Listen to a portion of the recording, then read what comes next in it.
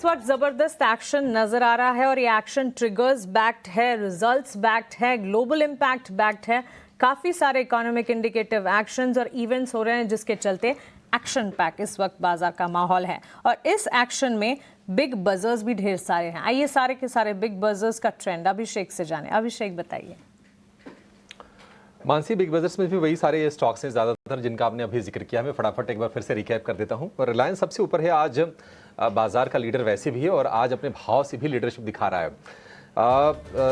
Result इसके ठीक ठाक आए हैं। मार्जिन को लेकर थोड़ी चिंता बढ़ी है, लेकिन अगर हम आय की बात करें, मुनाफे की बात करें तो बहुत ही शानदार है। और उसके बाद तमाम ब्रोकरेज हाउसेस के रिपोर्ट्स बहुत ही अच्छे आए हैं।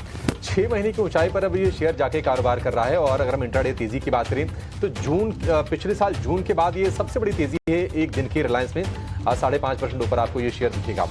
अच्छे नतीजे आए हैं। आरबीएल बैंक के प्रॉफिट हालांकि 80% घटा था, लेकिन ये माना जा रहा है कि वर्स्ट इज बिहाइंड और यहाँ से क्रेडिट कॉस्ट की चिंता कम होगी। यहाँ से ईपीएस अनुमान भी कई सारे ब्रोकरेज हाउसेज ने बढ़ाया है। इसके चलते आरबीएल बैंक में हम तेजी देख रहे हैं 11% की और 200 रुपए के ऊपर फिर से जाके कारोबार कर रहा है। और अगर आप ईयर टू डेट इस शेयर को देखेंगे तो करीब 30% के आसपास बढ़ोतरी है।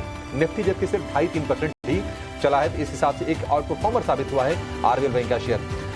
लेकिन निम यानी कि नेट इंटरेस्ट मार्जिन में गिरावट आई है श्रीराम फाइनेंस के, उसके चलते शेयर में हम गिरावट देख रहे हैं। और आज ये निफ्टी का टॉप लूजर भी है। और हालांकि कुछ ब्रोकरेज हाउसेस की रिपोर्ट आई है, मॉर्गन स्टैनली की रिपोर्ट आई है। ओवरवेट जरूर है, टारगेट दे रहे हैं 750 के, लेकिन आज हम शेयर में कमजोरी देख रहे हैं। 620 रुपए के आसपास शेयर गिर के आ गया है। आईजीएल में आज हम तेजी देख रहे हैं और उसकी वजह ये है कि आईजीएल का जो मार्जिन है वो 10.25% से बढ़कर 12.5% के ऊपर निकल गया है। नतीजे इसके ठीक ठाक आए हैं आईजीएल के। थोड़ा सा ऊपरी स्तरों से हमने प्रॉफिट टेकिंग देखी है आईजीएल के भाव में। जब एपीएम गैस एलोकेशन कम हुआ था इन कंपनीज के लिए, उसके बाद से हमने काफ़ी ज़्यादा कमजोरी देखी थी। अब भी ये रिवर्सल की कोशिश है। इसके अलावा गार्डन रीच एक करार के इन्होंने 30 साल का, उसके चलते शेयर में हम देख रहे हैं कि 9% के आसपास का उछाल है। और गार्डन रीच के साथ साथ बाकी भी जो शेयर्स हैं डिफेंस के, एचएएल, इसके अलावा मिधानी है, कोचिन शिपयार्ड है, ये तमाम शेयर आज आपको मजबूती के साथ कारोबार करते हुए नजर आएंगे। तो ये कुछ स्टॉक्स हैं जो अच्छे से बजिंग हैं और इन पर आपकी नजर होनी चाहिए। आगे हम शो में इन पर विस्तार से चर्चा करने की कोशिश भी करेंगे, लेकिन सबसे पहले डिम्पी की नजर से देखते हैं कि बाजार में स्थिति क्या इस वक्त हो रही है। क्योंकि 2 दिन की छोटी छोटी प्रॉफिट टेकिंग के बाद आज फिर से जोश लौटा है और निफ्टी में 800 अंकों के आसपास का हमने इंट्राडे में उछाल देखा है। डिम्पी, क्या कह रहा है एफएनओ का सेटअप? तो बाजार में हम देख रहे हैं वो इंटैक्ट है, वो बिल्कुल है। और दूसरा, आज मार्केट ने थोड़ा एक्स्ट्राऑर्डिनरी मूवमेंट दिखाया, क्योंकि एक शेयर जो पिछले मैं बोलूँगा 5 महीने से नहीं चल रहा था, उस शेयर ने आज 5 महीने का वनवास को अपना तोड़ा अपने नंबर्स के रिएक्शन के साथ। और उस शेयर का नाम है रिलायंस इंडस्ट्रीज़। इसी तरह के बड़े शेयर बड़ा इम्पैक्ट लाते हैं मार्केट्स के अंदर, छोटे शेयर छोटा इम्पैक्ट लाएंगे मार्केट के अंदर। जब बड़ा हाथी चलेगा तो फिर उसके बाद बाजार का स्वाभाविक है इस तरह का मूवमेंट होना जो आज मार्केट्स के अंदर दिख रहा है। अगर आप एडवांस डिक्लाइन भी रेशो भी आप चेक करेंगे तो वो भी आपके फेवर में है। इंडिया विक्स भी आपके फेवर में आज चला गया, जाता नहीं चला गया। हालांकि मैं इंडिया विक्स पे अभी भी काफ़ी कॉशियस हूँ।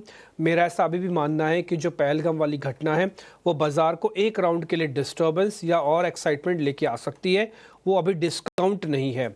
इसके लिए आपको कम से कम 300 से 400 पॉइंट का स्विंग निफ्टी पे छोड़ना होगा और कम से कम 1000 पॉइंट का बैंक निफ्टी का स्विंग छोड़ना होगा। तो अगर ऐसा ही है तो ये बात भी तय हो रही है कि आज जो 850 पॉइंट करीब करीब बैंक निफ्टी ने जोड़े हैं, अगर ये वापस चले भी जाएं तब भी कोई नफ़ा नुकसान नहीं होगा, क्योंकि आज का जोड़ा हुआ अगर कल चला जाए तब भी कोई दिक्कत नहीं है। हाँ, बट थोड़ा सावधान रहिएगा। मैं एक चीज़ में अपना बदलाव नहीं कर रहा, वो है कॉशियस स्टांस का, क्योंकि वह खबर का इम्पैक्ट अभी भी मार्केट्स के अंदर कैलकुलेट होना बाकी है। इसके अलावा तो एज सच कोई चीज़ है ही नहीं जो ना बताई जाए या ना ही दिख रही हो स्क्रीन पर। पहला पॉइंट, नई सीरीज़ शुरू हुई है।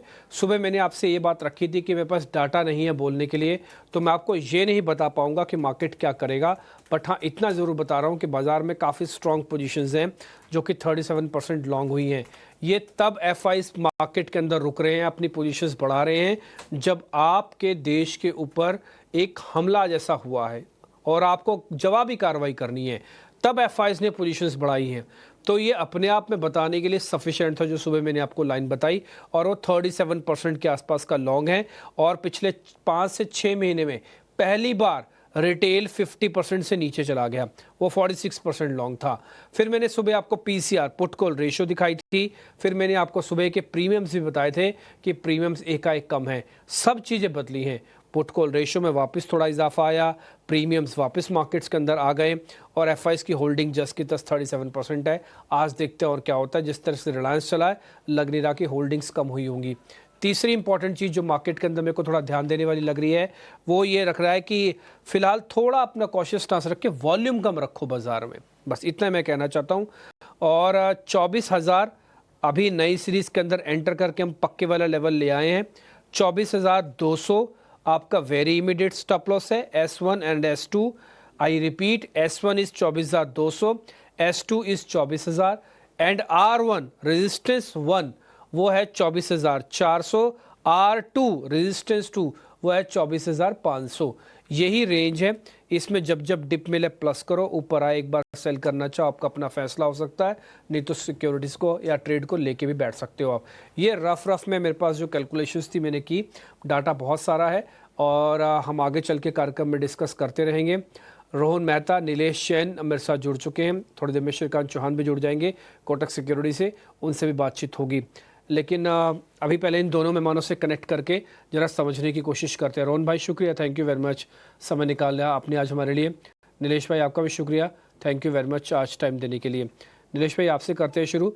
आज मार्केट ने रिलायंस के आगे खड़ा करके काफ़ी बढ़िया रनअप दिखाया और रिलायंस को ही आगे खड़ा रखा अभी तक। हाँ, अगर रिलायंस हटा दो तो शायद कन्विक्शन लूज़ भी हो जाता, बट रिलायंस का कन्विक्शन बाजार में आज काफ़ी काम आ रहा है। सर कल भी ऐसा ही होगा, रिलायंस सामने खड़ा रहेगा, इंडेक्स को खींचेगा ऊपर?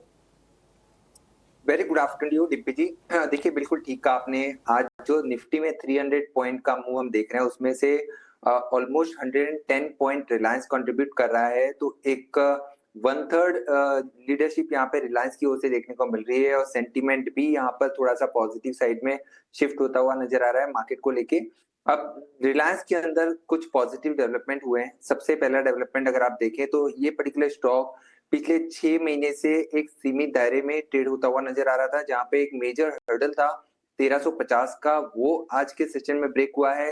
200 डे एक्सपोनेंशियल मूविंग एवरेज, साथ ही साथ 200 डे सिंपल मूविंग एवरेज, दोनों ही की मूविंग एवरेजेस आज ब्रेक हो चुके हैं। सारे ही शॉर्ट टर्म मूविंग एवरेज के ऊपर वैसे भी रिलायंस ट्रेड हो रहा है।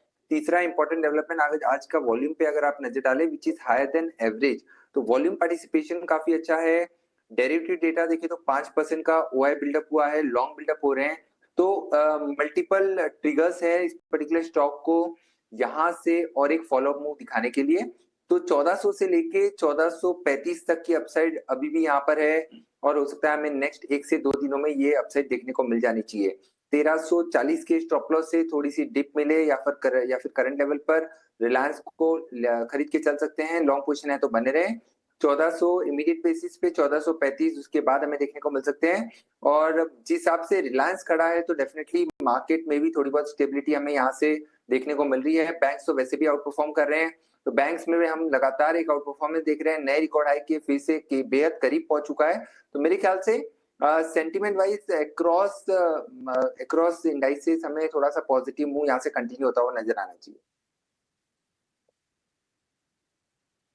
ठीक है, डन। तो आपने कन्विक्शन भी बता दिया, आपने ये भी बता दिया कि रिलायंस हो सकता है थोड़ा और चले, तो इस रिलायंस में अभी प्रॉफिट बुकिंग ना किया जाए, ट्रेलिंग स्टॉप लॉस लगाएं। ये मैसेज भी लाउड एंड क्लियर इसी आपके आंसर से आया है सर। एक काम करते हैं, क्लोजिंग ट्रेड की करते हैं शुरुआत और आज के सौदा लेना करते हैं शुरू।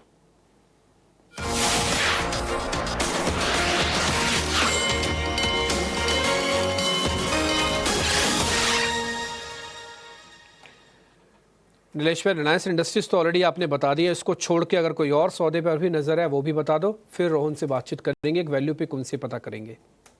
बिल्कुल, देखिए सबसे पहले तो एनबीएफसी स्पेस, मन्नपुरम, मुथूट, इनफैक्ट ये दोनों ही स्टॉक में अच्छा अट्रैक्शन है। तो मन्नपुरम फाइनेंस पर्टिकुलर काउंटर जहाँ पे कल की गिरावट के बाद आज एक रिवर्सल का कैंडल यहाँ पे फॉर्म होता हुआ नजर आ रहा है, तो एक फॉलोअप मूव हमें मन्नपुरम फाइनेंस में देखने को मिल सकता है। इसे लॉन्ग करके चल सकते हैं।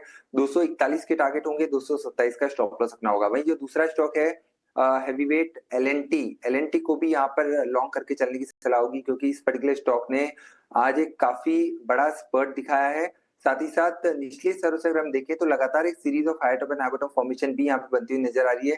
तो एलएनटी में भी एक फॉलोअप मूव हम एक्सपेक्ट करके चल रहे हैं। 3430 तक के टारगेट के लिए 3280 का स्टॉप लॉस रखना होगा। ओके, सो मनप्पुरम फाइनेंस और एलएनटी दो कॉल्स और दोनों ही खरीदारी की नीलेश जैन की तरफ से 3430 के टारगेट्स एलएनटी में नीलेश मानकर चलते हैं। 3280 का स्टॉप लॉस मेंटेन करना होगा।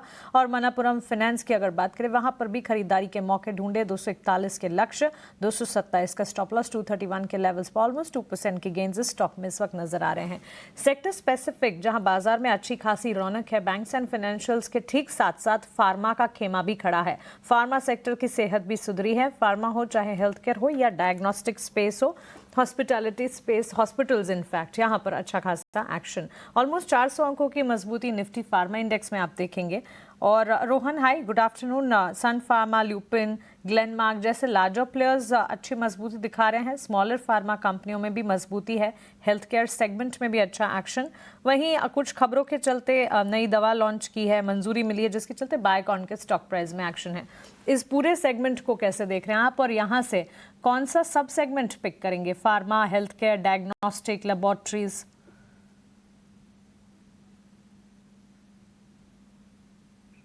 Please unmute yourself, Rohan.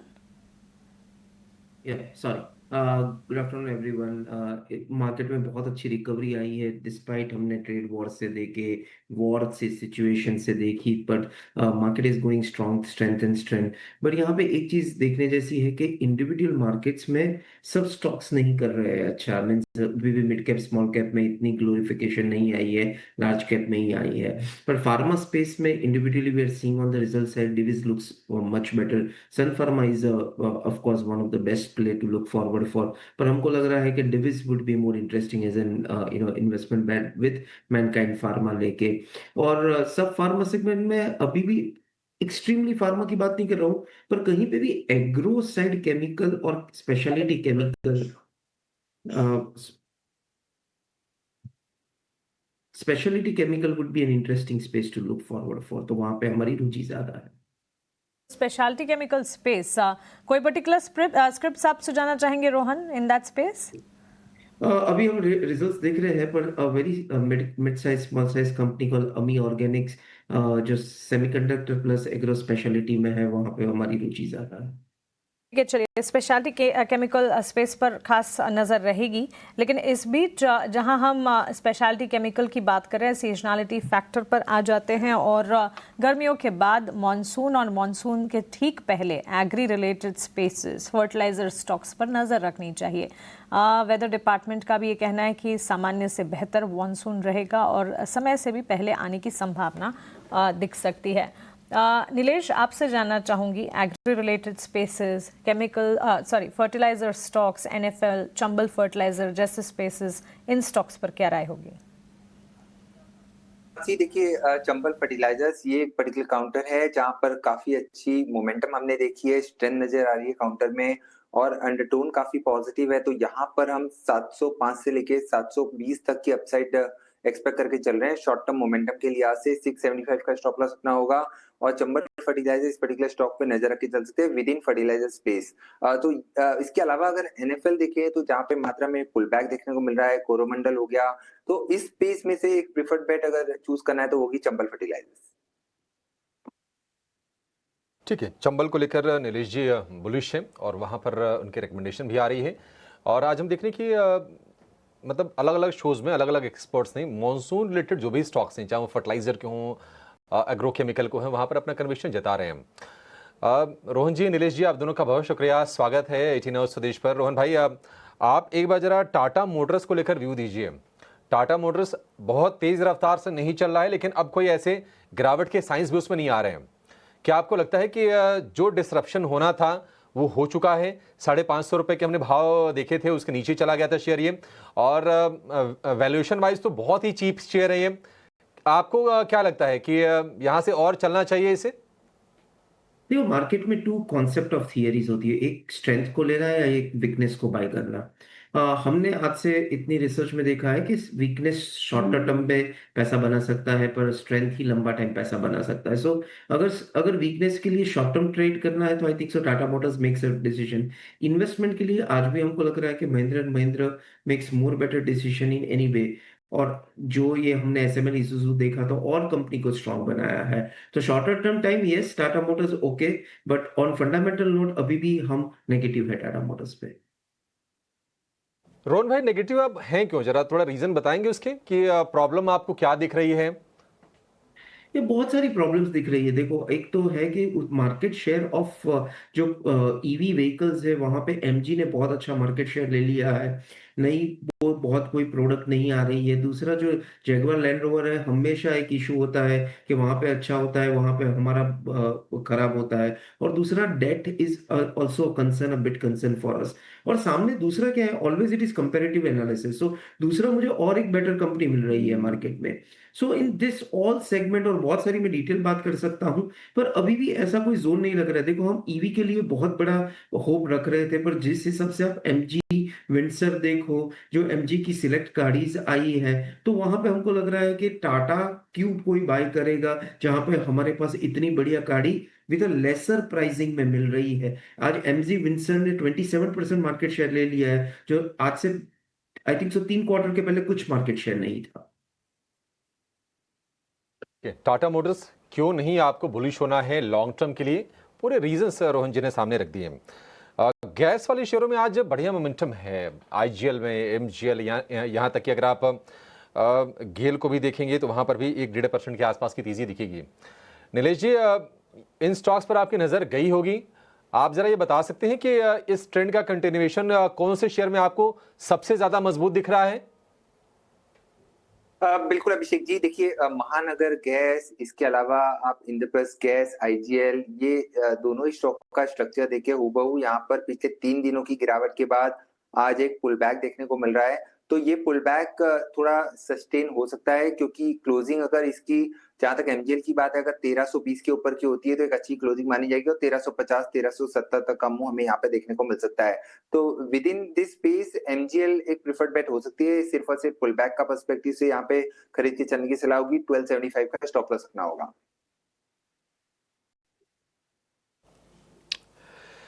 ठीक है, मार्केट्स के अंदर आज जो ट्रेड बन रहे हैं उसमें एक रिलायंस इंडस्ट्रीज आईजीएल पे जो डिस्कस भी हो रहा था, ये भी हो गया। एमजीएल, एबीआरएफएल, काफ़ी नए शेयर्स हैं एक सीरीज़ के अंदर जो बने, जिनमें आज काफ़ी बड़ी लॉन्ग पोजीशंस बनी हैं। एक काम करते हैं, ल्यूपिन के बारे में ज़रा पता करता हूँ। ल्यूपिन पे एक बार आपकी रिकमेंडेशन क्या होगी नीलेश भाई? ल्यूपिन बिल्कुल, देखिए आज के सेशन में फार्मा पैक में काफी अच्छा स्पर्ट हम देख रहे हैं। लुपिन बिल्कुल यहाँ पर भी एक अच्छा रिवर्सल कैंडल हमें देखने को मिल रहा है। 2150 2170 तक ये अपसाइड देखने को मिल सकती है। 2045 के स्टॉप लॉस से लुपिन को लॉन्ग करके चल सकते हैं, but with in this space हमारी प्रिफर्ड बेट सन फार्मा है, जहां पर कन्विक्शन ज्यादा है। काफी अच्छा बेहतरीन ब्रेकआउट यहाँ पे आता हुआ नजर आ रहा है। अगर पिक करना है तो सन फार्मा को पिक करके चल सकते हैं, जहां पर लॉन्ग बिल्डअप 3% का हुआ है, एडिशन भी देखने को मिल रहा है। तो सन फार्मा में 1850 1880 तक की अपसाइड एक्सपेक्ट करके चल सकते हैं। 1795 का स्टॉप लॉस होगा। ठीक है। रोहन, रिलायंस के नंबर्स आपने चेक कर लिए होंगे और भी कई नंबर्स चेक किए होंगे। कोई एक्साइटमेंट जिसके नंबर्स देख के आपको लगा कि हाँ ये कंपनी तो पूरा साल रखने की है, या पोस्ट नंबर्स तो 100% रखने वाली है? अगर आपने ऐसा कुछ देखा तो बता दो, नहीं तो फिर मैं क्वेश्चन ही चेंज कर दूंगा। नहीं, अभी तक ऐसी कोई कंपनीज नहीं आई। तकरीबन बहुत अच्छी रिजल्ट्स, अभी बहुत सारी कंपनीज के रिजल्ट भी नहीं आए हैं, तो इतनी ऐसी कोई कंपनीज नहीं आई है। So we are looking forward for it, पर I think so 10 to 15 days में बहुत सारी कंपनीज के रिजल्ट आ जाएंगे। So we are looking forward कि हाँ, कौन सी कंपनी सबसे ज्यादा सरप्राइज कर रही है। सो हमने रिलायंस ने इतना सरप्राइज हमको नहीं किया है। ठीक है, वो बहुत अच्छा वैल्यूएशन पॉइंट था तो अपलिफ्ट हो गया, पर उस हिसाब से हमको अभी भी नहीं लग रहा है कि इतना बहुत सरप्राइज नंबर्स में किया है। ठीक है, डन। फिर एक काम करते हैं, मैं अपने क्वेश्चंस को बदल देता हूँ, क्योंकि आपने ज़रा कंपनी आई भी नहीं, देखी भी नहीं, समझ में भी नहीं आ रहा कुछ एज सच। लेकिन फिर एक शेयर मेरे को ज़रा देख के आप बताइएगा। उस शेयर का नाम है सिंजिन। इस पे आपका टेक क्या है? क्योंकि डेरिवेटिव डाटा के हिसाब से ख़राब है ये आज इसमें शॉर्ट्स खुले हैं, नई सीरीज में शॉर्ट्स खुले हैं, हैवी वॉल्यूम के साथ खुले हैं, डेज लो भी टेस्ट कर रहा है। आप अपनी कैलकुलेशन और बता दो सिंजिन पे। सॉरी, मैं ट्रैक नहीं करता हूँ सिंजिन, सो मुझे नहीं पता है सिंजिन के लिए। आप ट्रैक नहीं करते? ठीक है, एक काम करते हैं, फिर छोटा सा ब्रेक लेते हैं। ब्रेक के बाद जो ट्रैक करने वाले शेयर्स हैं उसमें से कुछ पता करेंगे। आप सीमेंट ट्रैक करते हैं रोहन? 1 मिनट ब्रेक से पहले। रोहन भाई, सीमेंट ट्रैक करते हो आप? Yes yes yes. तो एक छोटा सा शेयर ना सीमेंट की तैयारी करके रखना आप। मैं आ रहा हूँ बस ब्रेक के बाद, फिर सीमेंट का पता करता हूँ आपसे।